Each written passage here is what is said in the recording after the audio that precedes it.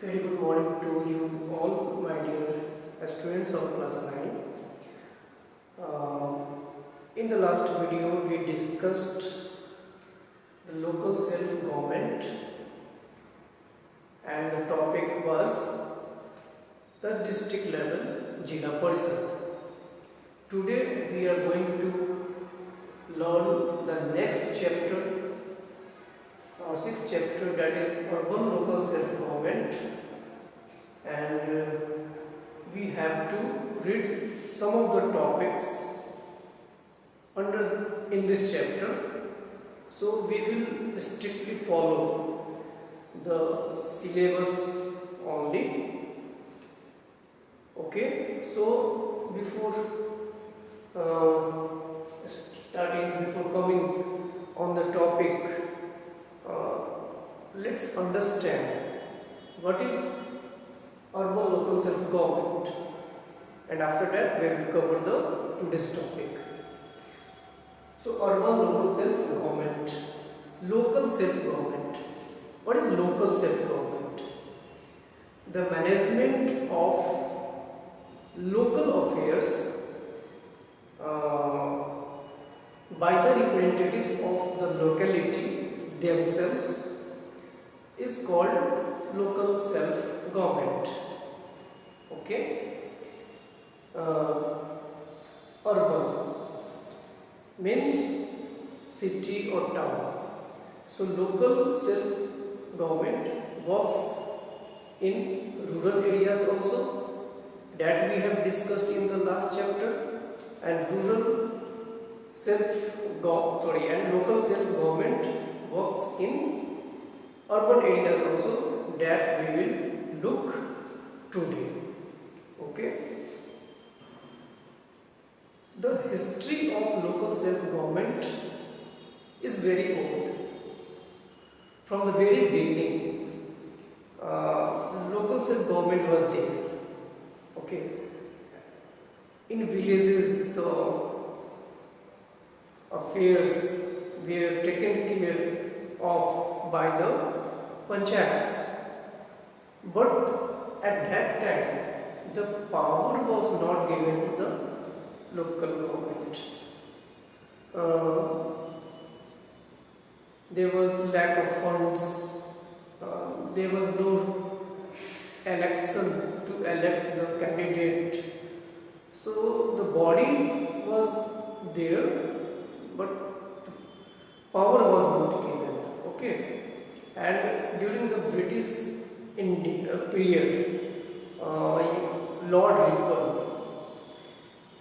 he tried to do some changes, and he did from his part for making this body strong and efficient, but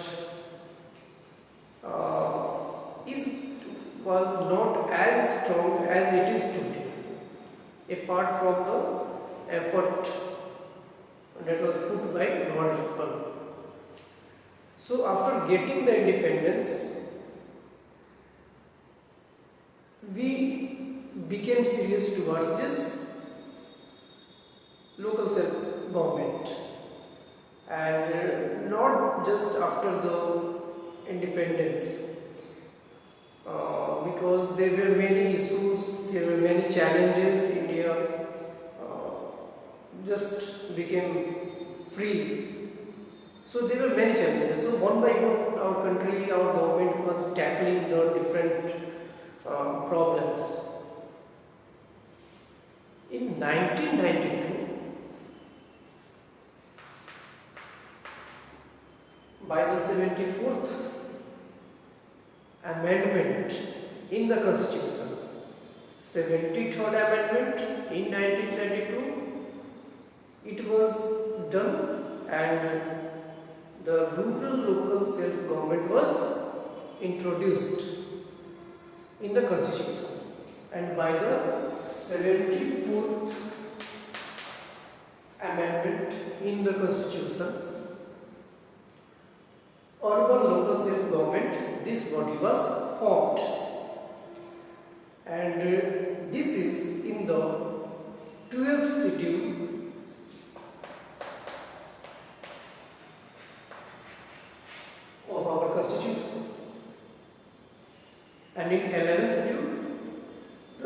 self-government for rural areas was included. So this was just the introduction for the topic urban local self-government. Okay. Municipality is the topic for today. We have to learn the functions of municipality, and we have to learn functions of municipal corporation. Okay, and by reading these functions we can also differentiate between these two. So in the topic we have to just read the functions of municipality and municipal corporation, these two. Okay, one more important point I just forgot to say you, like rural urban areas, it is also three-tier system. In rural urban areas there was panchayat at this level, panchayat samiti, and then Jila Parishad. That part I have taught you. And in urban areas also there are three levels of government. Nagar Panchayat in the areas which is in the transition phase from rural area to urban area, and the next one is municipality that we will discuss today, and the highest body of urban local self-government is municipal corporation. This part we will discuss in the next video. So now come to the point municipality.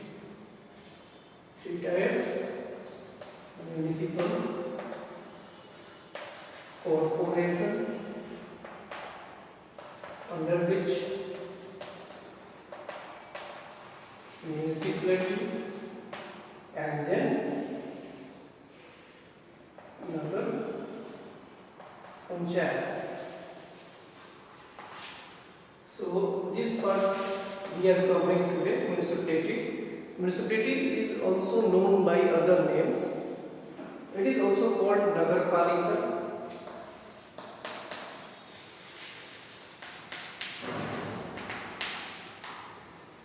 and we also call this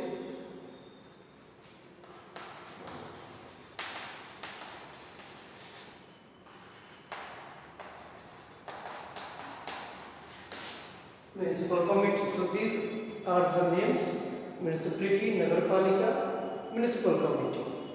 Okay, it works in a small urban areas, in a small cities. Like take the example of Motihari. It is a small town, and the urban local self-government which lies at the middle, that is municipality. So in our town, in our Motihari, it is the local self-government body is municipality. We also say Nagar Palika and municipal committee. Head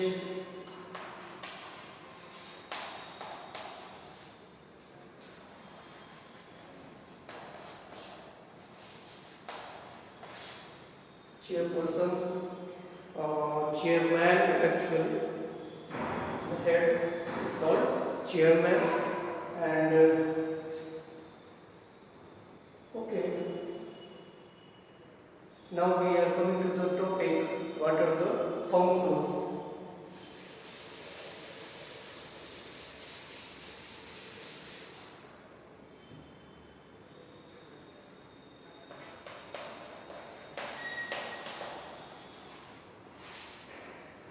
What are the functions of municipality?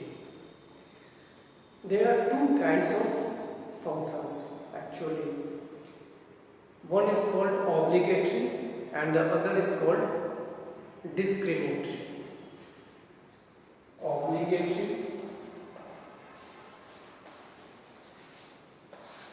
and the other is called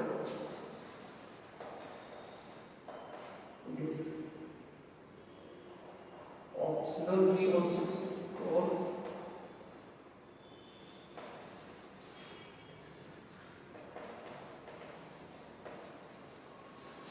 discretionary. Okay, so obligatory and optional function. The functions are divided into these two parts. What is obligatory? Obligatory functions are those work which are compulsory actually. Compulsory. We have to do. You have to study. That is your compulsory function. That is your compulsory work. I have to teach. I have to work. It is compulsory. Yes. So obligatory functions and discriminatory function. It is also called optional. Why it is called optional? Because suppose you are coming to school, you are studying, and apart from your study, you can involve yourself if you have interest, if you have time in other curricular activities like in debate or song or dance or music, paintings, etc. So these are the optionals. Okay, the compulsory one is your the main 5 subjects. Yes, in the same way. So what are the obligatory functions? The first one is public health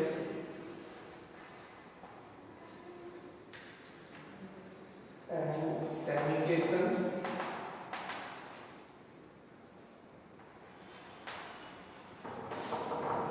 Public health and sanitation. Public health center to look after to care for the health of the people. The PSC primary health centers. These have been set up in the urban areas by the municipality. Sanitation means cleanliness, the drainage system. This part we call the sanitation. Next, compulsory function is electricity and water supply. Electricity, to provide electricity, we see in our lanes, in our gullies, in our mohallas, the street lights are facilitated by our ward commissioners. So electricity and water supply. Nowadays there are many water tanks in our city. It provides us water, and nowadays the work is going on in our Motihari, okay, for providing water supply to, and it is under the scheme of our state, door to door, to every household. The state government has decided to give the water facility, and state government, local government, there is competition of work between these two. So electricity and water supply, then we can say education,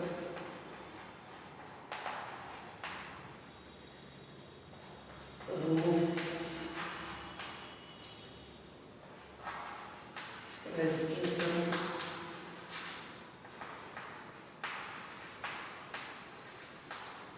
works, and then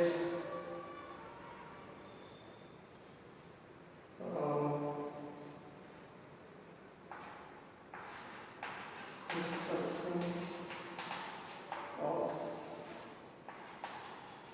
shopping centers. So these are the compulsory function of the municipality. Okay, these are the facilities, amenities that is provided for the people, so that the people of city can lead, can enjoy their life in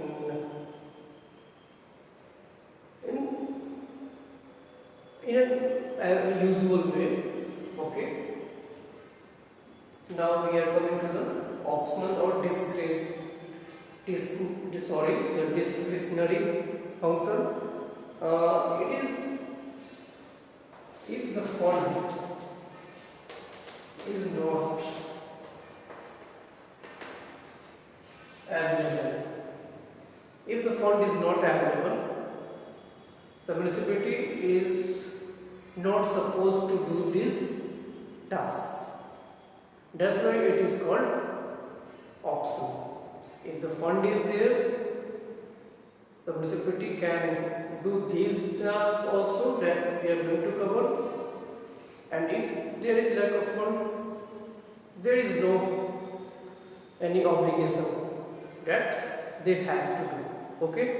So what are the functions like libraries establishment of library for reading purpose,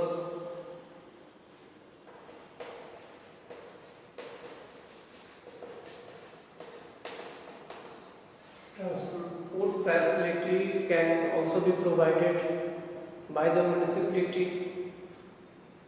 Okay. Next,